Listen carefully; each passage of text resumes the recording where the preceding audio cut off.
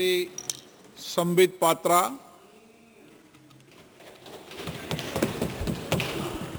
बहुत बहुत धन्यवाद माननीय सभापति महोदय। आज के इस ऐतिहासिक दिन में आपने मुझे अपने वक्तव्य को यहाँ रखने के लिए मौका दिया, उसके लिए मैं पुनः आपको धन्यवाद करता हूँ। रेड कॉरिडोर से ग्रोथ कॉरिडोर तक का यह सफर कोई साधारण सफर नहीं रहा है।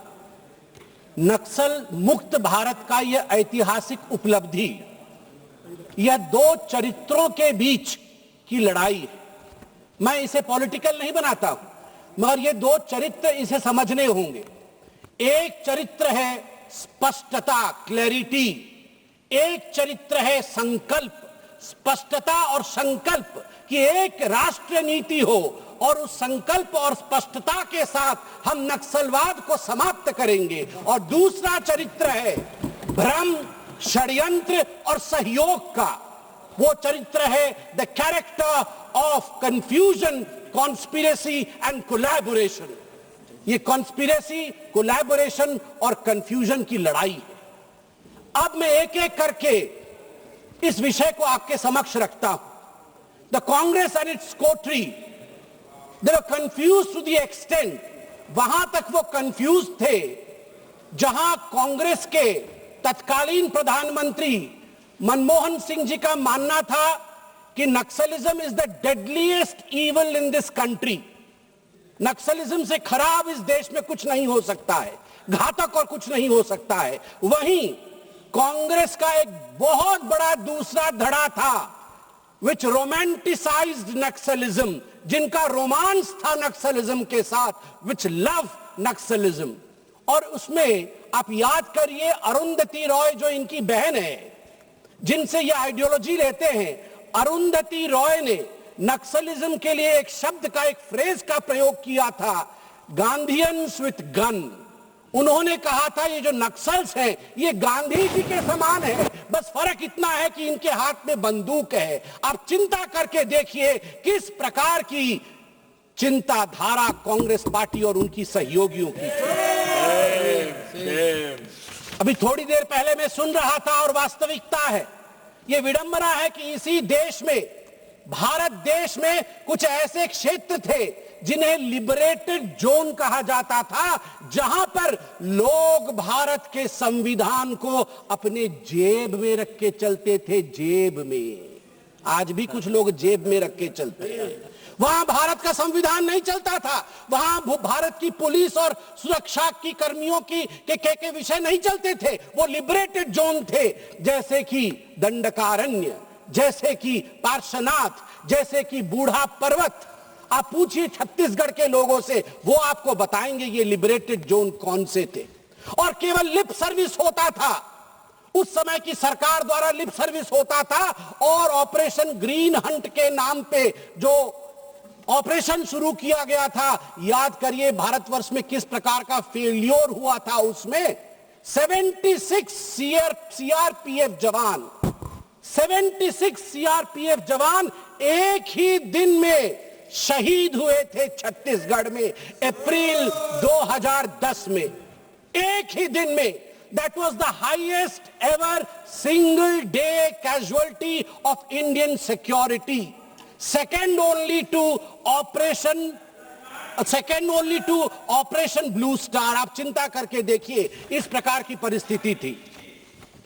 अनजाने में अगर गलती हो तो क्षम्य है, अगर जानबूझकर, परिस्थितियों को जानबूझकर आपने अनदेखा किया और गलती की तो वो पाप है।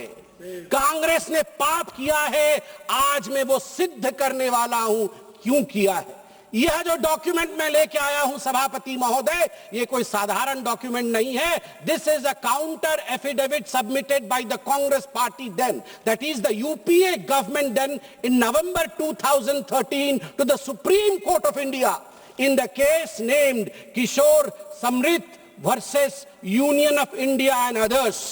इसमें सुशील कुमार शिंदे जी जो तत्कालीन गृह मंत्री थे, उनके तरफ से यह एफिडेविट दिया गया है। मैं पढ़ता हूं कि कांग्रेस को मालूम सब कुछ था मगर किया कुछ नहीं। Para number 4, the second strategy of the CPIM is to mobilize certain targeted sections of the population, especially the urban population, through its mass organizations, which are otherwise known as frontal organization. The mass organizations, mostly operating under the garb of human rights NGOs, are organically linked to CPIM party structure but maintain separate identities in an attempt to avoid legal liability. कुल मिलाकर इन्होंने कहा कि urban नक्सल हैं, मगर आज मैं अगर अर्बन नक्सल कह दूं तो आग लग जाती है, और मैं यहां सिद्ध करके दिखाऊंगा कि ये जानते थे अर्बन नक्सलिज्म क्या है, मगर फिर भी इन्होंने नक्सलिज्म का मेन स्ट्रीमिंग कैसे किया है।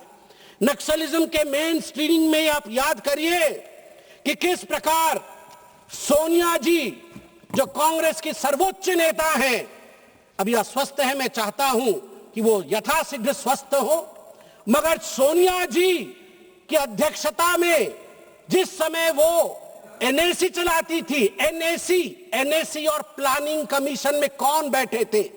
नक्सल्स बैठे थे, अर्बन नक्सल्स बैठे थे। मैं उदाहरण दे रहा हूं, मैं उड़ीसा का हूं, सप्तर्षि भाई जो बोल रहे थे वो भी उड़ीसा के हैं, दोनों भाई हम जानते हैं। 2011 में उड़ीसा के मलकानगिरी के कलेक्टर आर विनील कृष्णन एवं 2 जूनियर इंजीनियर, इनको अगवा कर लिया गया था। जब अगवा कर लिया गया था तो उस समय बातचीत हुई कि नेगोशिएशन हुआ था कि आर विनील कृष्णन देश का कलेक्टर है, ये सरकार है, इनको छोड़ दिया जाए। उस समय 8 माओवादियों को जो गिरफ्त में थे भारत सरकार के पास, उन्हें छोड़ा गया। उनमें से एक माओवादी जिनका नाम है ए पद्मा, वो महिला थी, ए पद्मा, आप जानते हैं जिसे छोड़ा गया ए पद्मा वो क्या करती है?